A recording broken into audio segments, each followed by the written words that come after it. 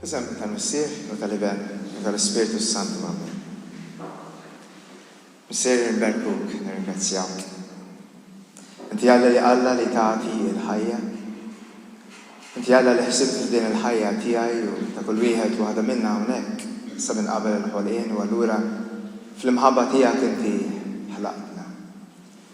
Tridna li ngħixu f'din l-imħabba, tridna li naqsmu din l-imħabba mal-oħrajn. U għalhekk inti poġġejtilna f'qalbna din ix-xewqa għalik, imma wkoll poġġejtilna f'qalbna rrieda li nimxu warajk f'din is-sejħa. Is-sejħa ta' din iċ-ċertezza, is-sejħa li hija fidi fil-qalb tagħna li aħna narfu lilek u ngħixu miegħek.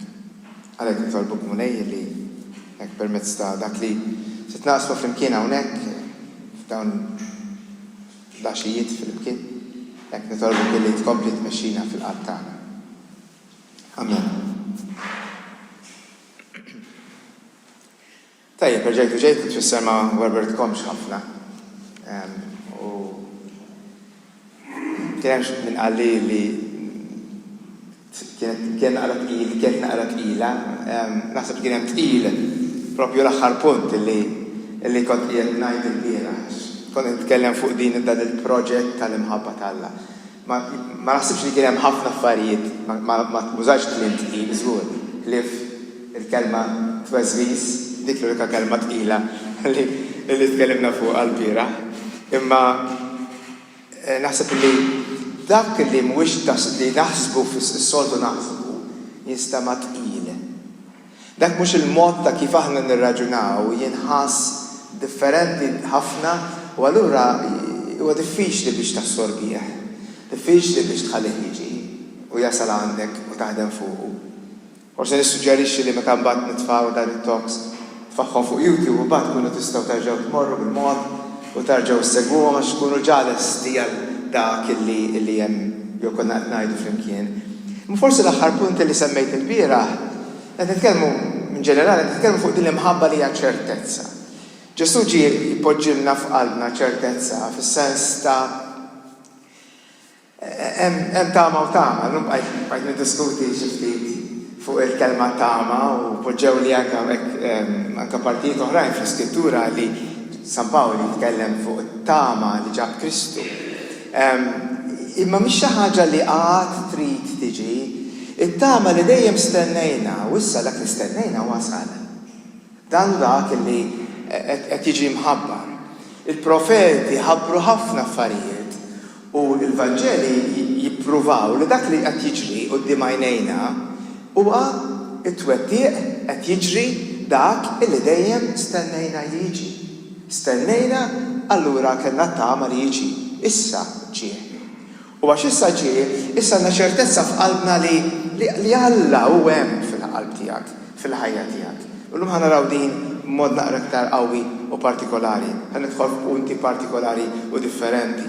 Imma spiċċajna l-bieraħ biex qed ngħidu li San Pawli jgħid sa minn qabel il-ħolqien Alla ddestinana li nkunu għalih u liedu adottivi. Spjegajna dan kollu l-bieraħ. U allura dan huwa l-proġett ta' Alla għalina, proġett, il-ħidma, il-pjan. Sa kelma proġett forsi tfixkilna ftit. Mhux niżabadanx nużaw għal-kelma, huwa l-pjan ta' Alla li inti tkun miegħu. Kien fil-pjan tiegħu li inti tkun miegħu.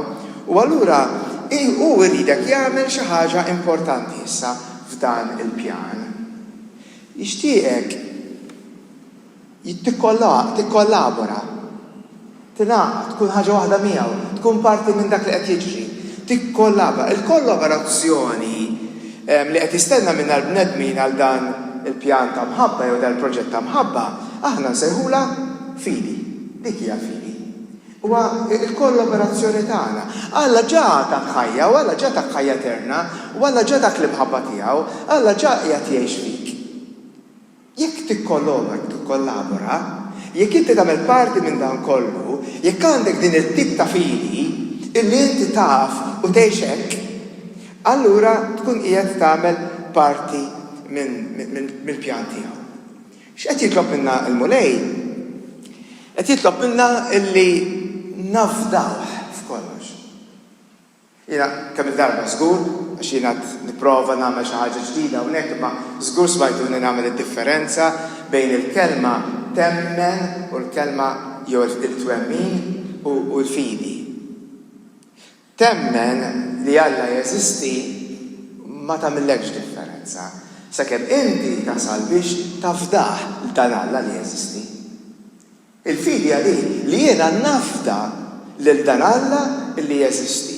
Ma hemmhekk fisser fidi vera, għaliex jiena qed nafdah f'kollox. Għalhekk fil-Vanġelu ta' San Ġwan jippreżenta l-affarijiet ħafna differenti minn tliet Vanġelisti l-oħra. U San Ġwan jgħid li biex nagħmel din il-ħaġa vera u nkun nista' ngħixha b'mod sħiħ, Alla jwiegħed xi ħaġa u jagħtihulna. U dak li jwiegħed huwa l-Ispiritu Santu. L-Ispiritu tiegħu fina. Jwiegħedna dan l-Ispiritu. Li kien hemm diffikultà kbira biex nagħmlu translation, nagħmlu translation ta' din il-kelma illi kien hemm hemmhekk miktuba fil-Grieg, paraklitu. U provajna nitraduċuha b'ħafna modi, kien hemm verżjonijiet differenti, mhux fil-Bibja tal-Maltija biss, imma dik Taljana, dik Ingliża. Provaw dejjem jipoġġu kelma oħra, daqqa sejjaħnilu difensur, daqqa sejjaħnilu avukat, kull darba. Pratikament bħalissa rġejna morna għall-kelma oriġinali. U rġejna bdejna nsejħulu paraklitu. U mhux tfisser il-kelma paraklitu. Il-kelma paraklitu tfisser dak li hu imsejjaħ biex jgħin. Dik tfisser kelma paraklitu. Dak li qiegħed hemm biex jgħinek. U qiegħed fil-ħajja tiegħek propju biex jgħinek. Dan hu dak li qiegħed Ġesu, dan hu l-Ispiritu li ġiġa hemm fik. L-Ispiritu li qiegħed f'ħajtek biex jgħinek.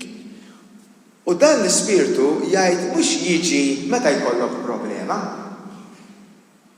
Tkun tajjeb, altru li tkun tajjeb, li jinqala li xi ħaġa għandi problema kbira, eċetera, u allura ngħidlu ejja, u jiġi u jgħinni. Le, dan l-Ispiritu magħna dejjem. Mhux jiġi biss meta jinqala xi ħaġa, imma qiegħed hemmhekk magħna dejjem. M'għandekx għalfejn titolbu issejjaħlu għax diġà qiegħed hemm. Jien dejjem tfixkilt, jien għax ħajti kollha tifel u żagħżugħ u fil-bidu tas-saċerdozzju tiegħi karismatiku. U mara karismatiku l-sejħa tal-Ispiritu, l-Ispiritu fil-ħajja tiegħek hija l-iktar ħaġa u l-ikbar skoperta u l-akbar don li reġa' il-renewal, charismatic renewal, il-tiġdid karismatiku reġa' tal il-Knisja Kattolika, is-sens qawwi ta' dan l-Ispiritu. Imma jien dejjem tfixkilt mal-fatt li aħna nkantaw Come Holy Spirit. Bil-Knisja ilha tkantaw Veni Creator Spiritu. Dejjem jiġi xi ħadd li mhux hawn, vera? Jekk xi ħadd huwa hawn ma jiġix ġaw. Allura jien kif inkanta u jien kif ngħid ejja Spiritu Santu ejja. Meta hu qatt ma qal li telaq jien ma nafx jekk qallek li jekk telaq li qatt ma qal li telaq u ma telaqat u baqa' hawn. Għal dejjem kelli problema ma' din il-kelma, sakemm darba ftit snin ilu mhux ħafna ġi padre kanta la messa, jikellem lilna jagħmilna l-eżerċizzju u l-irtir lis-saċerdoti u għamel il-tettir li pritka kollu fuq dan il-linnu sabiħ tal-Veni Creator Spiritu li kien qed jaqbel miegħu qed jgħid mhux kwistjoni li jiġi telaq, imma kwistjoni ta' li jiena ninfetaħ biex jiġi għax issa qalbi hi miftuħa għalih. Mela dan l-Ispiritu għaddejjem hemm u dejjem hemm fil-ħajja tagħna. Dejjem hemm biex jgħinna. Kien hemm anke qabel ma nqala problema u xtaqtu jagħmel xi ħaġa, kien dejjem qiegħed hemmhekk. Jaf x'qed jiġri għax qiegħed miegħek. So jaf x'qed jiġri. So Alla ma jiġix fil-ħajja tagħna mal-bżonnijiet li għandna biss. Il-mument tal-bżonn. Kif nirraġunaw aħna u kif nagħmlu aħna l-insara. Ġifieri ndaħlu dejna fil-but biex joħorġu lill-Alla dak il-ħin u dakinhar biss illi jiena għandi bżonnu. Alla mhux miegħek dakinhar, m'għandekx għalfejn sejjaħlu dakinhar bħalli kieku ma kienx hemm, bħalli kieku ma jafx, bħalli kieku mhux ġaqgħet jarax qed mixiex inti għaddejja, mixiex għaddej. U allura qiegħed dejjem hemmhekk. Jaraf dak kollu illi jeżisti. Dejjem qiegħed magħna. Il-fidi tiegħi hija din iċ-ċertezza. Illi Alla qiegħed hawn. Qiegħed magħna. Din iċ-ċertezza. Il-Knisja Kattolika għamlet inna ħafna affarijiet li ovvjament l-iskop tagħhom kienu sbieħ. Fosthom dak il-bieħ tabernaklu jiena jkolli naqa' problema miegħu. Għaliex sħabi uħuti il-Protestanti illi m'għandhom ebda sens tal-Ewkaristija bħala preżenza ma joqgħodux imorru x'imkien meta jitolbu tgħid li hemm kien nitlob id-dar u ħanna ngħidu rużarju u għalax qabel ma norqod ngħid talba, so orajt naf titlob. Imma illi kważi li l-preżenza ta' Alla ma qiegħda fil-kappella u b'mod differenti li imma bħalli kieku Alla mhux qiegħed f'postijiet oħrajn bl-istess mod, bħalli kieku hawnhekk sħiħ u hemmhekk bil-biċċiet. Kważi jekk jiraġuna moħħna, meta ngħidu hekk hawnhekk il-ġisem reali ta' Ġesu, u allura Ġesu qiegħed hawn, u mbagħad kappelli l-oħra li hawn ir-rabatatkom kemm tridu, imma le, Ġesu huwa dejjem sħiħ fil-ħajja tiegħek. Dejjem qiegħed hemm u dejjem qiegħed hemm sħiħ. U din hija ċ-ċertezza tal-fidi tagħna. Li għallew miegħi. Mhux nitolbu forsi jismani. Għana ġa naqbad ma' din illum, għax għalija hija ħafna importanti. Fir-realtà, jekk dan qed nifhmuh u dan huwa hekk huwa ċar fil-qalb tagħna, allura il-mod ta' kif nitolbu għandu jinbidel. Naqbad ma' dak il-ktieb u nirrabja ma' dak il-ktieb jien. Għandu jinbidel it-talb li hemm, it-talbiet tal-fidili tal-kodba li għandna tat-talbiet tal-fidili tal-Qudies, għandu jinbidel. Il-maġġoranza assoluta tagħna l-insara mhux nitolbu lil Alla, imma nittalbu. U hemm differenza kbira bejniethom. Il-maġġoranza tan-nies ma jagħmlu xejn li jittalbu. U l-uniku raġuni għalfejn tmur Alla biex titolbu jagħtik xi ħaġa, hekk titallab, mhux hekk titallab. Titolbu jagħtik xi ħaġa. Il-maġġoranza tagħna hemmhekk biss, it-talb qiegħed hemmhekk biss. Il-maġġoranza ħafna oħrajn li jidħlu f'talb vera profond u f'preżenza vera. Ġifieri biex qed ngħid kulħadd, imma tgħid il-maġġoranza vera. Ġejna malma li aħna mmorru għand Alla biss meta għandna bżonnu. Għax li għaliex għandna din ir-realtà ta' din il-ħajja, nsabu f'dan il-ħajja tant kifra, f'dan il-wiet tal-mod, dik il-kelma fis-Salverġina tkissirni jiena ngħidha, ma tantx ngħidha, imma tkissirni f'dan il-wiet ta' dmuħ. Fem il-klima żgħar, dan il-wiet ta' dmuħ. Din hija l-ħajja sabiħa l-ħalaq Alla ta' fija. U ta' sejħla wiet ta' dmuħ. Le, le. Niġu għal-Qudiesa u nibdew il-Qudiesa, mulej ħnina, Kristu ħnina. Forsi ma samanix, duru darbuħna. Mulej ħnina, tielet darba. I'm not trying to make fun of xi ħaġa, imma qed naraw illi matul is-sekli il-mod ta' kif żviluppajna t-talb tagħna matul dan is-sekli għax tlaqna l-bot ħafna mill-Vanġeli u tlaqna l-bot ħafna minn din iċ-ċertezza ta' il-fidi li għandna. Allura wasalna biex nitolbu dejjem b'dan il-mod. Unka fit-talbietu, ismana nitolbu b'mulej kull darba, ismana ma jridx isma'. Itnajjat l-iktar, t-xnajtu ftit ieħor biex forsi jismana. Għajdu grazzi nara smana. San Pawli għajda, titlob xi ħaġa. Ġa xaqlajta u għax għadek ma ħajtix, imma xtaf li ħajtijek żgur, ejdu grazzi, qabel ma tirċevija. Hekk għandu jkun it-talb li turġibu tagħna. Mela, ismana nitolbuk mulejx m'intix tismana, ħana ġa ngħidulek. Imma believe it or not, it's there, it is there, anka jekk nidher li qed nesaġra, minix nesaġra. The background of the way we pray, it's there. Bħal ħafna affarijiet oħra fil-Qudiesa stess. Ftakar mulej fil-ħnina tiegħek, ftakar, mela għandu d-dimensja jew għandu l-amnizja. Qed noqgħod ngħidu niftakar f'missieri biex jitaħlu l-ġenna. Ġifieri qabel ma nitlobx għalih jien ma jdaħlux il-ġenna missieri. Ilu 20 sena, 20 sena fjanna. Nitkarrablu, ħajdaħħal il-missier il-ġenna. Bis-serjetà, dan Alla li taf inti, dan l-esperjenza ta' Alla li inti għandek fil-ħajja. X'inhi l-esperjenza ta' Alla f'ħajtek? X'inhi l-esperjenza ta' Alla f'ħajtek? X'esperjenza ta' Alla għandek f'ħajtek? Tirrefletti għal kollox, x'inhi t-tip ta' fidi li għandek? Tirrefletti ħafna u ħafna.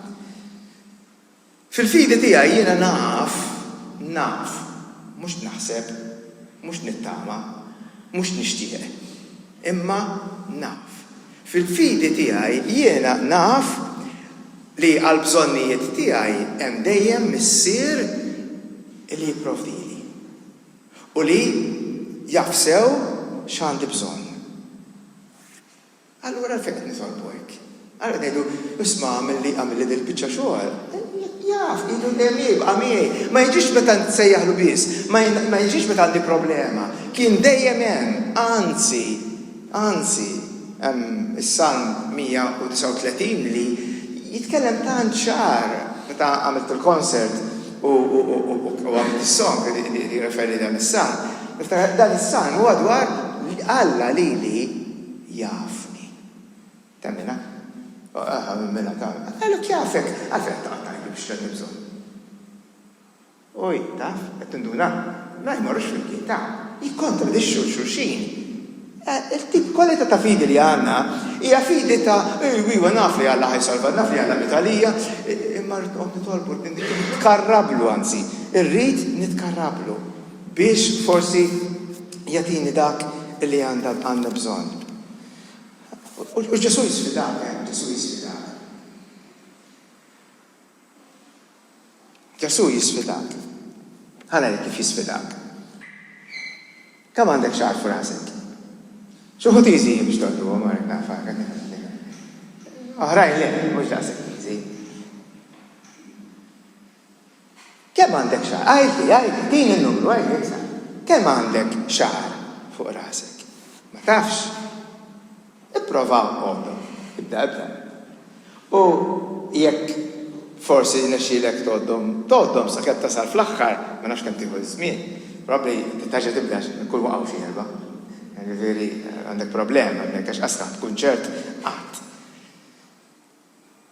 U allura Alla li qed jgħidli baħna jien nafek aktar milli inti taf lilek innifsek. Għax ma tafnanix? Hemmet jasal Ġesu jgħid. Intom iżbad sax-xar ta' raskom u kollu magħdud. Ma kienx ċajta Ġesu meta jitkellem fuq din il-livell.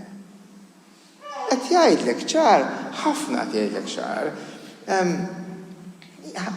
Nafek iktar milli taf intilek innifsek. Sa kemm għandek xar naf jien. Allura ma taftanix. Ma naftawx ta' mhux vera naftawh. Mhux vera naftawh. Hemm ħafna raġunijiet fejn tidher ċar li ma naftawx. Kieku l-komunità nisranija hija Kristjana, hija konxja ta' din il-preżenza attiva tal-mulej, mhux preżenza jatem. Preżenza attiva tal-mulej hawn fuq l-art, in-nisrani għandu jitlaq l-ikbar problema li preżentement fid-dinja teżisti bħalissa. Tafu x'inhi l-ikbar problema li teżisti fid-dinja bħalissa? Hija l-ansjetà, anxiety. Hija l-ikbar problema illi teżisti bħalissa. U r-raġuni kollha tal-ansjetà hija għax jiena ma nafdax lil xi ħadd li jaf. Kieku xi ħadd ma jafx, mhux nafdaħ, nżammar. Hekk ma jafx, ma nafdax. Imma jekk xi ħadd li jaf u jaf sew għaliex ħalaqni u jaf kif jaħdem kollox jiena. Kien hemm minn ġufommi, sa minn ġufommok jiena ħsib fik, mxejt miegħek, ħsib kont għadek issir fis-sattra fil-ġuf. U mbagħad kont hemm ġurnata wara ġurnata. Provajt taħbib lilek minn nifsek minni u ħrabt klem u ħrabt tlaw, staħbejt li u jimbqajt hemm fiċi. Kont qiegħed narak il-ħin kollu. Naf eżatt kull ma tagħmel. Anka l-kelma li taħtajt kun nafa qabel ma tajda. Jafek sew. Allura, għaliex ma tafdanix? U fuq din l-ansjetà li qed ngħidu vera hija il-problema number 1 tar-realtà tad-dinja tal-lum. Problem number 1, il-psikoloġi kollha titkellmu fuq hekk. Ġesu jkun ġa titkellem fuq hekk. Toqgħodux taħsbu fuq x'ser tieklu u x'ixorbu jew x'ser tilbsu. Jiġi l-ewwel tiġi, issa tiġijiet wara lejtli. X'ħall ilbes ma jmux ikun hemm it-tiġ ta' wara jkun hemm xi waħda li ġaratni bl-istess libsa. Sorry naf li għan nisaqt ngħid imma notax li kont taf għal kollox fuq di ħaġa. Imma tewx tinkwieta. Tewx tinkwieta qed jgħidlek. Tinkwetax ruħkom għal ħajjitkom. Għal ħajjitkom għal tixkuri għal ħajtin bis-serjetà. Ma ninkwetax ruħi għal ħajti. Jekk hemm xi ħadd jħossibek, m'għandekx għalfejn toqgħod tinkwieta. Dik il-baby għażadda dejja ta' xejn. Issa tikber bedja boħra u titfonda. Miskina. Imma sissa u torqod u terfaħħa u tintalaq. Ma bad tinkwita xejn. Dak huwa l-mod ta' kif tgħix b'mod sħiħ. Toqgħodux titħasbu. Dak li qed jgħid Ġesu. Toqgħodux titħasbu. Kellna l-esperjenza tal-COVID. Fl-esperjenza tal-COVID nifhimha qed tinkwieta u ma nafux qed jiġri u jien kont il-Pakistan u nisma' x'qed jiġri hawnhekk u battaltu mhux jiena minnhom jien kontu hawn. Battaltu il-supermarkets u toilet papers u ma nafx ġara u kwetajtu u wara jien kont inkwieta fuq in-nies tiegħi għax il-COVID ma qatilx in-nies imma l-ġuħ kien qed joqtol in-nies għax ma marrux jaħdmu. Dik kienet l-uniku problema fil-Pakistan, mhux fil-COVID. Għan kwetajt għax ma stajtx tmur kien hemm lockdown. Bħad-dinja kollha, kulħadd magħlur. Kien hemm COVID, nifhimha li qas nifhimha. Imma hawn min jgħix kuljum hekk. Hawn min kuljum preokkupat. U fl-esperjenzi ġodda li għandna fejn qed nitkellmu dwar din l-ansjetà, l-ikbar problema li ħażdet il-psikoloġi bħalissa hija il-fatt li ħafna tfal u tfal żgħar primarja u ġew għandhom ansjetà kbira. U Ġesu ġie f'nofsna ġie fuq dil-art jgħidilna missierkom ġa jaf x'għandkom bżonn. Jekk inti taf, jekk inti konxu ta' din, kollox jinbidel. Jekk il-missier jaf għax jara kollox, qed jara l-istampa l-kbira u mhux nara l-istampa żgħira jien, għax jaf, allura jien kollox għandu jinbidel. Allura x'suppost nagħmel fit-talb? X'qed nagħmlu fit-talb? Jekk m'għandekx din, għandek x'tagħmel? Għandi bżonn nafżah x'qed jiġri, ninfurmah x'qed jiġri, ninsisti miegħu biex forsi jtini dik li qed ngħidlu, noqgħod niċċekkja, noqroblu u nittallablu. U qed jgħidlek, le, Ġesu qed jgħidġara, le, ġa jaf. Imma mbagħad beda jkunu f'sitwazzjoni bħal din u ngħidu qisu dan il-missier ma jindunax u mhu jagħmel xejn, ma f'esperjenza dik imbagħad. X'qed nitkellem b'dan il-mod hekk sabiħ. Mbagħad tgħiduli anke mid-darba tlabtu xi ħaġa li ġa jaf. U ma tgħidlekx. X'ħad tagħmel ħadd insisti toqgħod toqroblu? Tiftakru meta Abram kien qiegħed jiddefendi belt u għallu kolħadd ħażin hemmhekk ħanqrida. U dan huwa terminu antik ta' 600 sena qabel Kristu. Ħlux mal-lingwaġġ stramp u goff u qawwi li hemm. U jgħidu ħempor kemm 50 illi mhumiex ħżiena. Ħadd qeret il-belt kollha. Għallu lek u jkun hemm 50 li ma naqridix. Għallu ma nafx nsaqsik, u jekk ikun hemm 40. Għallu le qasal 40 ma naqridix. U għallu ikun hemm 30. Għallu le qasal 30. U 25, 20. U baqa' sejjer nieżel sa 50. X'qed jipprova jagħmel Abraham? Jipprova jbiddel il-fehma ta' Alla. Hekk aħna nippruvaw nagħmlu ma' Alla, nippruvaw inbidlulu il-fehma tiegħu. Beda tinduna li jisew Alla ma taħx dak li tlabtu, uża f'tattika il-mod ta' kif hu stess jirraġunali. Hemm żewġ modi, darbtejn jirreferi għal dan il-mod. U jgħid fis-Skrittura hemm dan il-mod, jgħid forsi li tal-mulej saret u ma diċ laħħaq miegħek biex tgħinek. Eżempju ħelu, interessanti. Forsi taħsbu li tal-mulej saret issa qasira ma diċ tlaħħaq mal-bżonnijiet illi għandi. Edha hawnhekk propju fiżajija u ma' Mosè.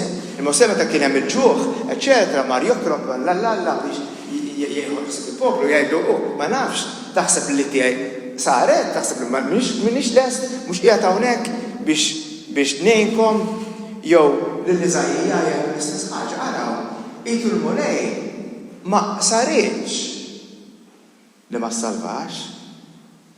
Lanqas widnejh ma tqalu biex jisimgħu. Mela x'qed jiġri x'ġara? Jekk il-mulej il-mulej mhix qasira li ma tlaħħaqniex, dak li hu qasir hija l-id tagħna. Hija l-attitudni tagħna li saret. It-talb tagħna m'għandux ikun mulej għamilli hekk, għatini hekk, fejjaqli dik u rabbaħni l-lotterija. Mhux fuq dak il-livell għandu jkun il-talb tagħna, ma t-talb tagħna għandu jkun ta' walidi. Dik xi tfisser idejja qasira. Tfisser li Alla qed jagħtina ħafna aktar milli qatt tlabtu inti. Jaf ħafna iktar x'għandek bżonn qed jagħtik affarijiet illi inti jaqqas jgħaddulek minn moħħok, mill-kuruturi żgħar ta' moħħok li titlobhom u qed jagħtihomlok xorta. Qiegħed hemmhekk. Imma l-problema hi idejk qasira, idejk magħluqa, idek mimlija b'imbarazz. U m'intix lest jew lesta li titlaq l-imbarazz li għandek f'idek biex taċċetta dak li Alla qed joffrilek bħalissa. U allura l-unika problema illi llum nagħmel jien bħala talba personali tiegħi meta nitlob xi ħaġa lil Alla, it-talba tiegħi dejjem tkun mulej għallimni nirċievi. Meta nisimgħu li nagħlaq it-talbiet li ġieli nagħmlu fil-quddies hawnhekk u f'postijiet oħrajn, ġeneralment dik li mulej smajtna nitolbu kien jien naf li inti ħadatina dak li neħtieġu, għallimna nirċievu dak li qed toffrilna. Tawlilna idejna. Ħalli idejna tkun miftuħa. U jekk intom kapaċi tirriflettu u tħarsu lura u taraw il-bizzilla ta' kif Alla ħalaq ir-realtà tal-ħajja tiegħek biċċa biċċa sakemm wasalt il-lejla u tħallġod il-kappella, il-mod kif Alla ħadem fil-ħajja tiegħek jiġri lek bħalma ġara lil Ġakob.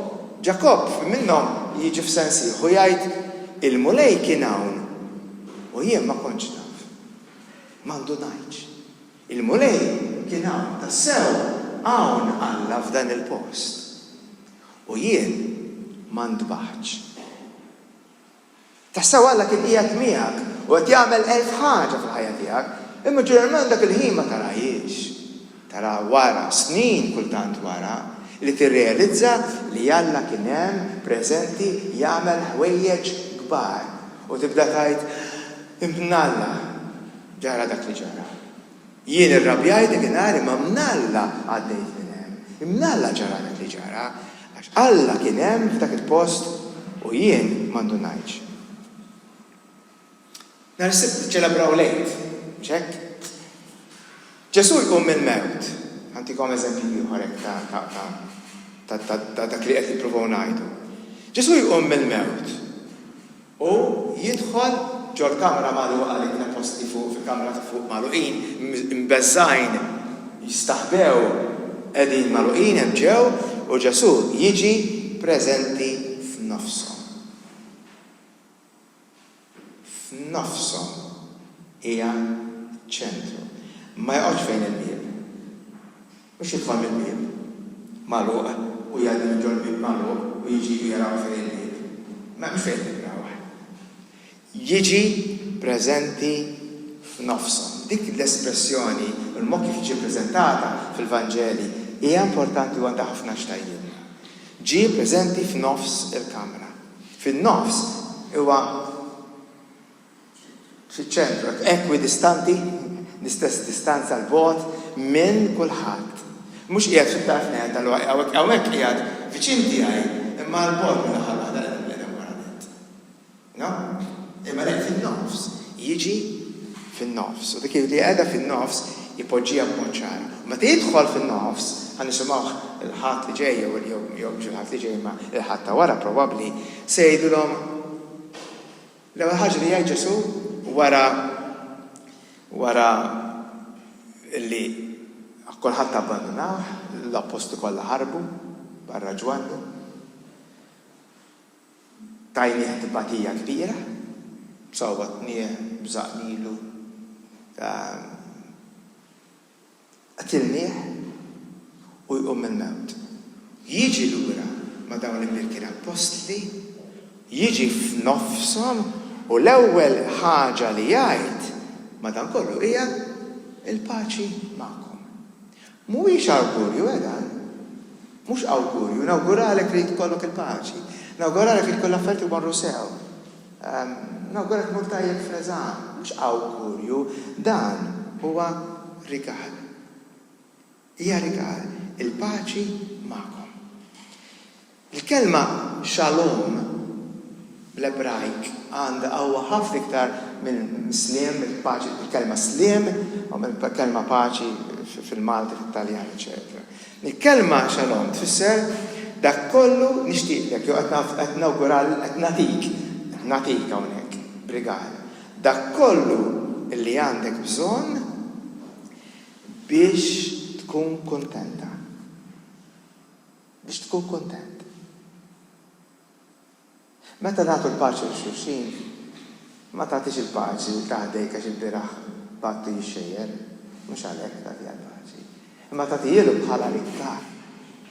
Ir-rigal li jien qed nagħtik il-kuntentizza sħiħa fil-ħajja tiegħek. Dak li tawgura meta tagħti il-paċi.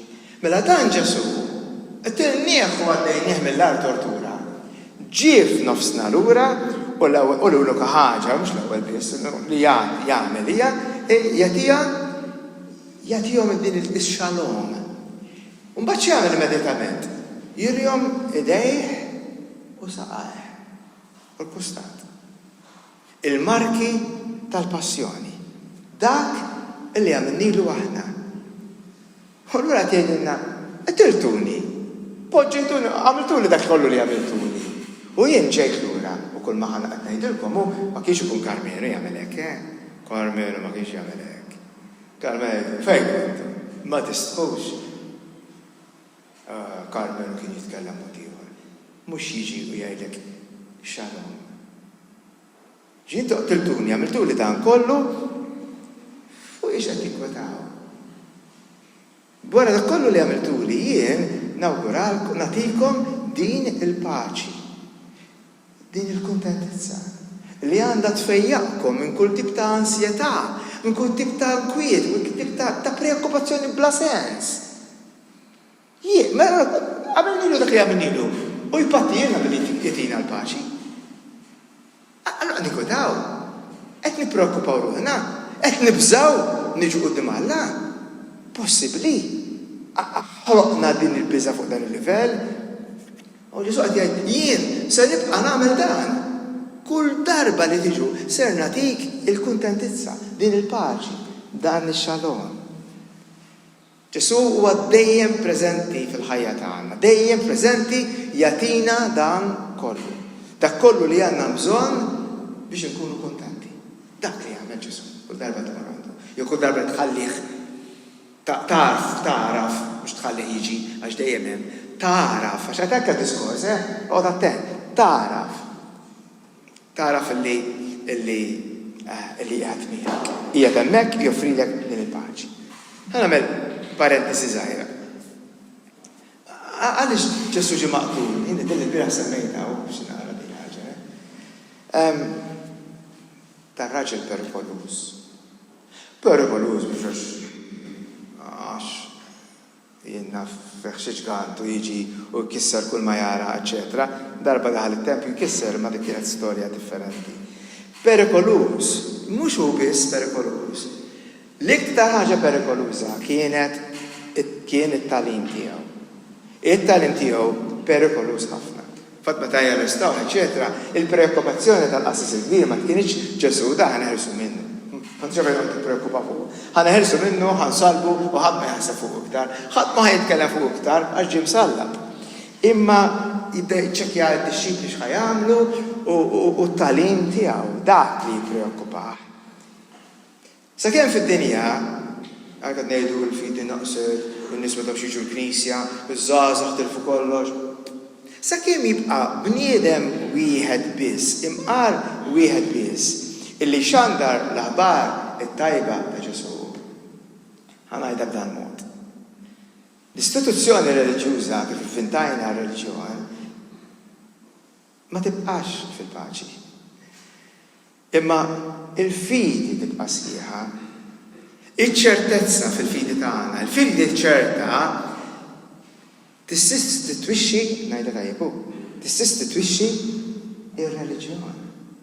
Din fidi li kemm fuqha dal-jumejn ġiġa tistitwixxi ir-reliġjon. Ir-reliġjon mhijiex importanti. Din il-fidi tik relazzjoni ma' Alla fuq livell personali, ċertezza hija hemm miegħek li m'għandek bżonn xejn, ebda reliġjon twaslek għal hemm, ebda ħaġa. Fejn għandek bżonn is-saċerdot jitlob għalik, għattilkom il-bira, Fader, tagħtijak jistema aktar, x'jistema aktar tiegħi? Għax inti għandek hotline jgħiduli, hotline dritt. Mill-darba għaluli fuq radio, biex għax inti għandek hotline, għandek hotline. Alla huwa fik, mhux fija wkoll. Alla huwa fik. Għandek bżonni biex nieħdu hemmhekk. Ħafna drabi ir-reliġjon kull ma tagħmel hija toħolqilna ostakli ta' kif aħna nesperjenzaw lil Alla. Kull reliġjoni teżisti fid-dinja toħloq ostakli, toħloq problemi. U allura għandek bżonn xi ħadd biex idaħlek u għandek bżonn post fejn tmur it-tempju, il-Knisja biex tiltaqa' ma' Alla. U hemm bżonn kult. Stil ta' kult u qdisa u adorazzjoni u rożarju u għandek bżonn anke kult. Le, Ġesu jinnega u jeqred dan kollu għalhekk daħal it-tempju u qeleb kull mehem. Ma daħalx it-tempju u jaqleb kull mehem għax qed ibjawx it-tempju, imma xirt jeqret is-sistema tat-tempju. U ma' sistema tat-tempju u ma jarabjax ma' min jibih biss, anke ma' min qed jixtri. Ġesu jirabja anke ma' min qed jixtri. Għaliex inti qed tixtri għax minn għalik li jekk tixtri kollok xi ħaġa, ħaddieħlu forsi jtik xi ħaġa lura. Dik hija s-sistema tar-reliġjon. Ġesu ġie jeqret dan kollu. Alla ta' Ġesu mhuwiex il-mod trid tagħmel xi ħaġa biex joqrob lejk jew taqrab lejn inti. Alla ta' Ġesu mhuwiex il-mod. Qas viċin, Alla ta' Ġesu qiegħed fik. U Ġesu jikkondannawh għal-mewt minħabba fek. Ġesu qeret ir-reliġjon. U kienu jafu daw fottilhom kollox. Il-negozju kollu li kien hemm, kollu tfotta, ma tarax. Din ir-raġuni kollha għal dak li qed ngħid issa, Ġesu tagħna ċertezza li m'għandna bżonn xejn biex inkunu ta' Alla, biex inkunu ma' Alla, biex inkunu f'Alla. M'għandna bżonn xejn. U allura il-bniedem jiena inti il-bniedem issir u it-tempju, is-santwarju, il-Holy of Holies, il-post, il-kelma santwarju. Ġesu hekk juża l-kelma santwarju mhux vera ħottu dan it-tempju jgħidu ħottu dan is-santwarju, mhux tempju juża Ġesu. Juża kelma partikolari li tiġi tradotta iktar ċar bil-kelma santwarju mhux tempju fejn hemm vera l-preżenza tal-tempju biex tifti hemmhekk fil-iżmien tal-Lut. Qalu jgħidu ħottu dan santwarju u jien nibnieh fi 3 ijiem. Is-santwarju issa huwa int. Il-kappella m'għandha xejn differenti mid-dar tiegħek. Is-santwarju ta' Alla huwa int, il-preżenza ta' Alla fik. U jekk Alla huwa fija m'għandi mmur imkien biex niltaqa' miegħu, m'għandix għalfejn immur għand is-saċerdot biex jitlob u jinterċedi għalija u jkun medjatur tiegħi bejn u bejn Alla. Dak kien is-saċerdot tal-Antik Testament u tar-reliġjoni l-oħrajn. Fil-fatt il-kelma ma baqax tuża saċerdot imma saret presbiteru. Imbagħad il-kelma presbiteru tfisser an overseer, xi ħadd qed jara x'qed jiġri. Mhux jagħmel xi ħaġa biex rasqek u jdaħlek kantalla, le, dak li qed jara x'qed jiġri. M'għandekx bżonn xi ħadd li jieħdu kantalla. Jekk Alla huwa fija m'għandix għalfejn offrilu xi ħaġa. Parti l-oħra. Jekk Alla huwa ġiġa għandi, ġa fija, jien ġiġa t-tempju, jien it-tempju sabiħ tiegħu. M'għandix għalfejn noffrilu xi ħaġa, dik fir-reliġjon tagħmilha. M'għandix għalfejn noffrilu xejn. Anzi bil-maqlub. Alla huwa hu li qed joffrilek lilu nnifsu. Ġesu jaqleb kollox ta' taħt fuq. Huwa Alla li qed joffri xi ħaġa lilek, mhux inti qed toffri xi ħaġa lilu, xi żummar għandek x'tagħtih li ma tajulek xu. M'għandek xejn xtih. Imma hu qed joffrilek lilu nnifsu. Dan kien it-tagħlim ta' Ġesu u dan ħarbat għall-aħħar, ħarbat kollox f'dak iż-żmien. Għalhekk dan ir-raġel kien perikolus u aħjar imut wieħed għal kulħadd. Jgħid il-qassis il-kbir. Aħjar dan perikolus. Aħjar imut wieħed għal poplu kollu.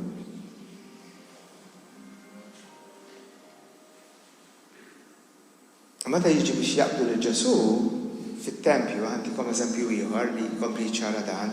Meta jiġi biex jaqbdu lil Ġesu fit-tempju, mhux fit-tempju, fl-ort ta' Ġetsemani. Meta jiġu biex jaqbdu Ġesu fl-ort ta' Ġetsemani, jiġu bit-torċi u jiġu b'numru kbir. Smajt xi ħadd jgħid li ġew minn 100 tal-qassis ma nafx minn fejn ġabha di, ma mhux ħajdilkom hekk jien, imma hekk qal. Kienu ħafna. Ovvjament, Ġesu se jarahom. Fid-dlam ċappa, l-lum ma tantx dlam boħod barra ħafna dwar nemmuraw. Dak kien dlam ċappa. Morru barra mill-belt u marru f'dal-ort tal-Ġetsemani. Żgur li rhom ġej niżlin minn Ġerusalem u tilgħin ma nafx kontu Ġerusalem. Niżlu Ġerusalem u tilgħin lejn l-olja tas-Sebbuġ. Żgur li rhom ġejjin. Seta jaħrab. U xkollu fejn jistaħba vera. Għaliex wara l-olja tas-Sebbuġ kull naħa l-oħra hemm post vera żgur li kellek żmien kien mudlam u ħafna għerien. U seta jistaħba faċilment seta jistaħba. U ma' Ġesu rom ġejjin u baqa' hemm. Baqa' hemm. Nkunu ħaġa talabhom ġejtu għalija bħal ħallu dawn jitilqu. Immu baqa' hemm. Jiena għalikom ġejt, jien nibqa' hawn biex nagħmel dak li rrid verament il-bussier irid nagħmel. Allura qed jgħidilna għalfejn qed tinkwetaw. Jien bqajt hemm, mhux ħalibqa' hemm fir-realtà tal-ħajja tagħna. Ġesu ma jagħtix ħajtu f'dak il-mument biss. Din hija s-sija tagħhom, jgħidilhom. Kull darba s-sijada ma waslitx, is-sijada ma waslitx.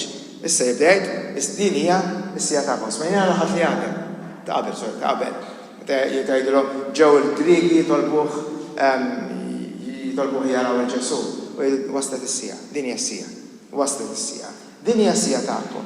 Imma Ġesu ma tax lilu nnifsu f'dak il-mument biss, Ġesu ta' lilu nnifsu il-ħin kollha. Hija l-karatteristika tiegħu ta' ħajtu kollha. Hija l-karatteristika ta' kif hija Ġesu. Allura qed jgħidilna fux qed tinkwetaw. Għalfejn qed tinkwetaw? Għalfejn qed tinkwetaw? Ma xiex indum naqra iktar minn hekk bħal bieraħ, imma dawn kollu kont qiegħed ngħid issa huwa modi diversi u tibqa' sejjer biċċa paġna, paragrafu fil-Vanġelu fejn Alla qiegħed jgħidlek jien ġejt biex inti ikollok il-ħajja, jien lilek nagħtik ħajja bis-sens, ħajja bil-kontra, ħajja abbundanti. Mhux u għaddejjin ta' ma tirrispondunix hekk, għax inċabċabilkom, għaddejjin. Kif inti? Għaddejja. Iġi għaddejja. Wow, ngħix. Wow, għalek minn wow! M'għandekx problema, l-ġiet ta' dari, żgur li għandi problemi. Problemi oħrajn, problemi ta' ħafna nies, li ngħinhom, il-xem problemi fil-ħajja tiegħi. Qatt ma kelli problemi, u ma kellix problemi. Ta' 16 sena spiċċajt taħt van u qed nimmaġina ħaj jisplodu ħan jaqaf u ħammut hemmhekk. Mela le, idejja mankata u ma jċaqlax. Mela le, ma kellix problemi. U żgur li problemi. Emmin fil-għodu ngħid, wow! Il-fidi ta' ċertezza li jpoġġa f'qalbi l-mulej, ir-rigal ta' din il-fidi ta' din iċ-ċertezza li jpoġġi il-Vanġelu fil-qalb tiegħi, wassalni biex inqum fil-għodu ngħid, wow, irrid ngħix. Irrid ngħix. Mhux ħabut malaj, taħsbu li ħadd irsu minni malaj. Jien ta' 104 ngħix. Ili ngħidha meta kelli xi 40 sena di ta' 104. Kont imur fuq ir-radio u ngħidha ta' 104, ħabut ma tiegħek ta' 104. U darba wieħed ċempilli u għalli, mela wasalt fil-nofs. Għax ma ndonax kelli 52. Allora għalli, ma wasalt fil-nofs, għalli, fil-nofs, għalli. Għalli, mux 52 għandek? Tfera. Għaz bistorelizza. Le, u kull ġurnata, mistud probla ħankun iktar muġuħ, iktar ma nixjieħ, jiġu momenti fej ma stax iċċaqla forsi, jien naf u ma nixtax nimxi forsi, ta' 104, ma stax ħankun ek. Allura, ma nafx ħajġi ta' 104, imma naf żgur li ħanqum fil-għodu ngħid, yes, irrid ngħix. Hemm xi ħaġa sabiħa, din hija l-ħajja sabiħa, il-ħoloq Alla. M'għandix għalfejn nippreokkupa ruħi qed immut kanser jew qed immut b'loġieħ jew qed ma le. Din hija Alla jaf xi għandi bżonn u Alla jaf x'ħajtini. Mela jien I just receive. Mhux b'mod passiv ta' le, m'hemmx passività f'din, imma b'mod hekk, sabiħ. Għandi di realtà, għandi dal-ġili fil-għodu ma stax iċċaqla, ġili ma qomx ma ġejx skola, għax ma stax inqum, skolt it-temp kultant, jew ma qomx, imma this is the day. Praise God. Għalix le. U ġalla Alla tagħna din it-tip ta' fidi li tpoġġina f'din ir-realtà. Ħanajt lil xi ħadd li għatta hawnhekk għatlu dal-għodu. Faċli? Le, jien qatt ma qli faċli. Bla problemi, jew kollox ħajkun wart u żgħar. Le, mhux qed ngħidlek. La faċli u hemm affarijiet li huma ħandat bagħdi fihom. Imma Alla jaf. Alla jaf. U qed jara kollox. U qed jara stampa kbira ħafna. Jien nara 3 pixels u 5 pixels u ma narija fimt. Le qed jara stampa l-kbira. U allura nafdaħ. U għax nafdaħ għandi ċertezza fil-fili tiegħi.